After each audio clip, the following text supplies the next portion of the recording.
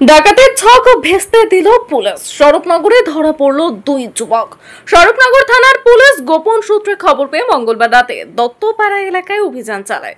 Police সূত্রে জানা গেছে, ওই এলাকায় ডাকাতের উদ্দেশ্যে একদল যুবক জড়ো হয়েছিল। পুলিশের উপস্থিতি টের পেয়ে বেশ কয়েকজন পালিয়ে গেলেও দুই যুবককে হাতে নাতে ধরে ফেলে পুলিশ। জিজ্ঞাসাবাদে তাদের গ্রেপ্তার করা হয়। প্রাথমিক তদন্তে অনুমান ধৃতরা একটি সংঘবদ্ধ ডাকাত দলের সদস্য। ঘটনার সময় তাদের সঙ্গে আরো কয়েকজন ছিল, যারা অন্ধকারে চম্পট দেয়। আজ ধৃতদের বসিরহাট মহকুমা আদালতে তোলা হয়েছে। পুলিশ তাদের হেফাজতে নিয়ে দলের বাকি সদস্যদের খুঁজে তল্লাশি চালাচ্ছে।